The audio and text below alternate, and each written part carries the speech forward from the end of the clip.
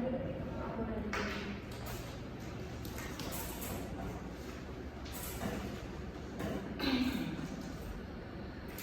pagi Bu, perkenalkan saya Aibda selaku wali guru yang bertugas pada hari ini. Terima kasih sudah datang. Dan apa benar dengan Ibu dari anak X? Pagi Ibu, alhamdulillah saya sehat. Cuman saya memang sedikit khawatir Ibu ya soal makannya, karena anak saya itu kadang susah sekali makan sayur, terus lebih suka jajan di luar. Jadi saya takut itu gizinya tuh kurang, walaupun kelihatannya itu dia aktif sekali. Ibu, terima kasih sudah berbagi. Memang banyak orang tua mengalami hal yang sama. Nanti kita akan bahas bersama-sama ya Ibu. Dan bahasa ini bersifat rahasia dan santai. Jadi apapun yang Ibu sampaikan kepada saya akan dijaga kerahasiaannya. Dan boleh diceritakan lebih detail Ibu pola makan anak Ibu sehari-hari seperti apa ya? Kalau pagi itu kadang dia sarapan, kadang tidak. Soalnya sering bangun agak siang Bu, jadi langsung berangkat sekolah seperti itu. Paling cuma minum susu atau makan sedikit. Terus kalau di sekolahnya itu saya memang bawakan dia bekal, tapi kadang itu gak dimakan, katanya itu dia bosan. Tapi kadang jadi dia tuh lebih sering jajan seperti gorengan, cilok, atau minuman manis seperti itu. Kalau siang pulang sekolah itu biasanya makan nasi dengan lauk, tapi sayurnya tuh sering tidak habis. Terus kalau malam itu makan lagi, tapi porsinya tuh nggak banyak. Buahnya itu juga jarang sekali. Paling kalau saya potongkan saja baru dia mau makan. Ya Ibu, jadi memang ada beberapa kebiasaan yang perlu kita perbaiki ya Ibu. Untuk usia anak Ibu ini 11 tahun ya Ibu. Dan energinya dari yang sesuai kebiasaan tadi sekitar kurang lebih 1980 kali. Dan tergolong normal sih masih Ibu. Tapi masih dalam masa pertumbuhan dan aktif bermain. Jadi ada beberapa makanan yang perlu diperbaiki ya Ibu, seperti jarang makan buah dan sayur. Cukup banyak juga ya Bu ya. Saya kira selama ini dia makan saja itu cukup. Iya Ibu, bukan hanya jumlah, tapi juga jenis makanannya harus seimbang. Jadi setelah ini kita akan membahas lebih lanjutnya Ibu. Baik, berarti kalau dia sering jajan tapi tidak makan sayur itu belum seimbang ya Bu ya. Betul sekali Ibu. Dalam satu piring sebaiknya ada nasi, lauk, buah, dan juga ada sayurnya juga. Tapi kalau dia sebelumnya jarang makan sayur dan buah, itu ada dua kemungkinan kan Ibu. Yang pertama, dia tidak suka sayur dan juga tidak suka sayur itu. Jadi mungkin bisa dengan diawali dengan porsi kecil terlebih dahulu. Kalau di rumah itu sebenarnya saya sudah masak sayur Bu. Tetapi anak saya itu suka memilih nasihat. Dia bilang itu tidak suka rasanya. Kadang malah dia itu tidak dimakan sama sekali. Saya tuh jadi bingung mau dipaksa, tapi dia malah tidak mau makan sama sekali. Seperti itu.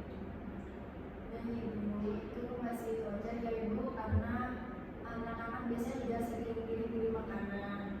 Dan juga dia akan masih di fase suka menyukai makanan itu atau tidak. Jadi dia memilih makanan mana yang dia suka dan tidak. Iya Ibu, apalagi kalau lihat teman-temannya jajan itu dia jadi suka ikut-ikutan. Kadang saya juga sudah membawakan dia bekal lengkap, tetapi tetap saja dia tuh tetap beli makanan di luar seperti itu.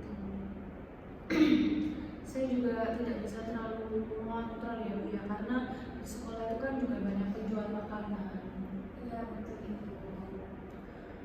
Kalau untuk buah sebenarnya saya ingin dia makan setiap hari ya Bu ya, tetapi dia itu cepat bosan sekali. Jadi kadang saya itu juga tidak konsisten menyediakannya. Baik Ibu, setelah ini kita akan cari solusi bersama yang realistis ya Ibu, dan agar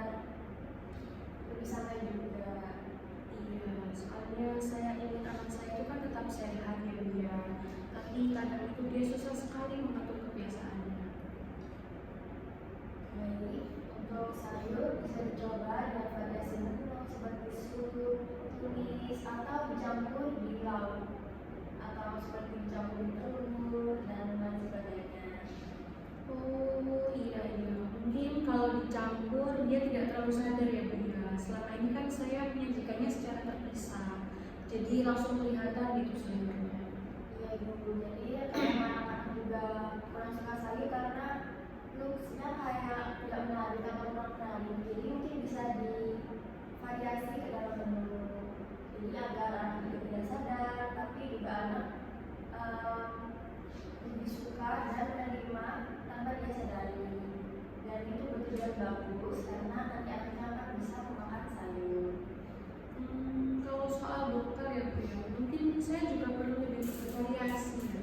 Soalnya kan dia sering bilang bosan. Kadang saya ulang menu yang sama karena praktis saja, tapi ternyata itu membuat dia tidak tertarik. Iya itu benar itu, karena anak-anak usia seperti seusia ibu ini lebih suka variasi yang menarik. Jadi dia akan cepat bosan kalau makanannya diulang itu terus. Jadi mungkin bisa divariasi, bisa lihat di internet ya ibu, variasi makanan juga sekarang sudah banyak sekali. Kalau soal jajannya, apakah harus dilarang total ya Bu ya?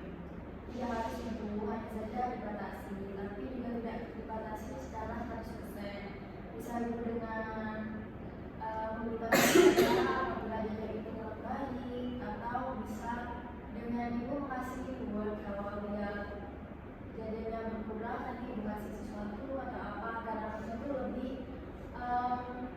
mengerti dan juga apa ya ibu, seperti akan berusaha agar mendapatkan reward dari ibu.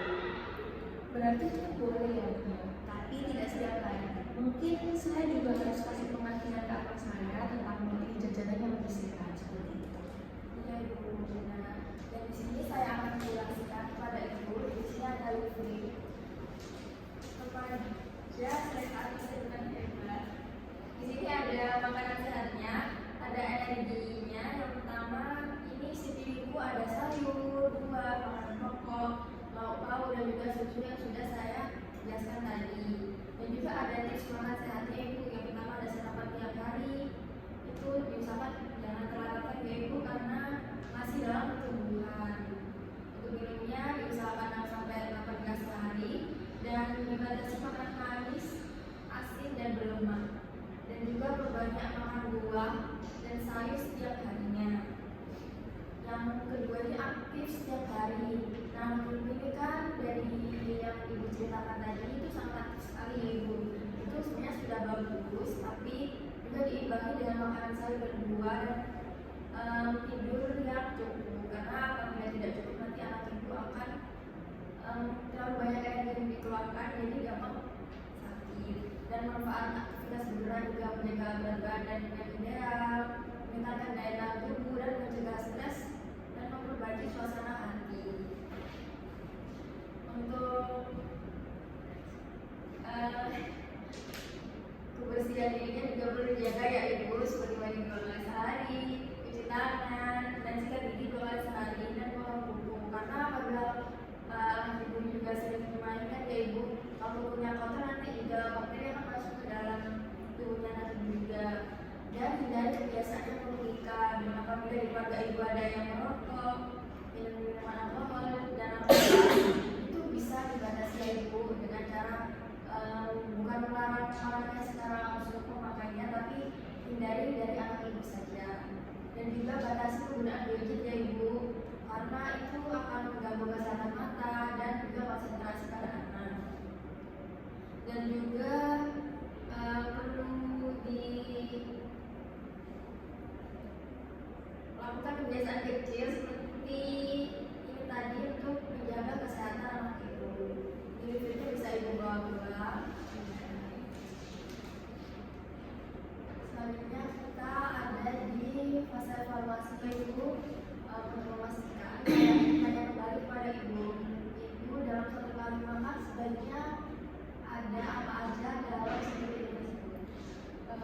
Harus ada nasi atau makanan pokok, lalu lauk seperti ayam atau tempe, sayur dan buah sekali Ibu. Kalau kebiasaan makan yang perlu diperbaiki dari anak Ibu apa saja?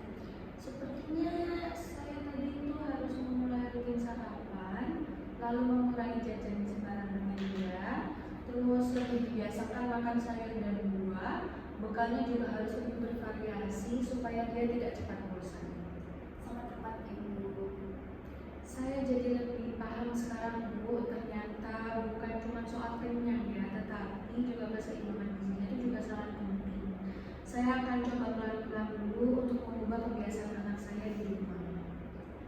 Baik, bagus sekali Ibu. Nanti akan kami bantu untuk pemantauan pola makan harian anak, konsumsi sayur dan buah, kebiasaan belajar dan juga berat badan secara berkala. Baik Ibu, nanti akan saya coba memperhatikan lebih rutin lagi ya. Iya Ibu. Di sini konseling ini akan saya akhiri, dan untuk orang tua di situ sangat penting ya Ibu, karena membentuk kebiasaan pola makan anak, yakni perubahan kecil yang konsisten akan memberikan hasil yang besar. Jadi di sini Ibu tidak perlu langsung membatasi atau langsung 100% menerapkan, tapi secara bertahap saja ya Ibu. Dan apakah ada pertanyaan? Sepertinya sudah cukup. Baik, karena saya sudah mendengar kata cukup dari Ibu, saya ucapkan terima kasih atas kerjasamanya pada hari ini ya Ibu. Semoga anak Ibu patuh dalam konseling yang kita jalankan ya Ibu. Terima kasih juga ya Bu telah menjelaskan, penjelasannya itu sangat membantu sekali untuk saya, dan saya menjadi tahu harus mulai dari mana. Apabila ada yang ditanyakan atau